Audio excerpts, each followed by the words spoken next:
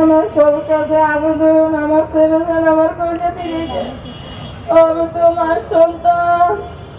একজন মায়া ধরে মায়ের সন্তান মায়ের কত মায়া ধরে। আমার ছেলে আগে 5 দিন নেই, মা খানা নেই, ঘুম নেই, মা কানতে আছে আল্লাহর কাছে, আল্লাহ ফিরে দিব, আল্লাহ ফিরে দেয় না, বন্ধ ফিরে দেয় না। সরকারের কাছে আমার এই দাবি, সরকার জায়গা জায়গায় টাকা সব চুরি করে টিভি বেতন দেয়। আমার ছেলের ঘর সন্তান কিনে হয়ে যায় না, কিনে গেছে।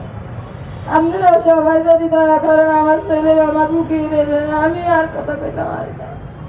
আমার কোন জানায় নোয়াখালী তো ছেলের কোথায় আছি, আমার ছেলে কোন জায়গায় নোয়াখালী যাবো, মানুষের কি বলবো, নোয়াখালী গেলে কি খবর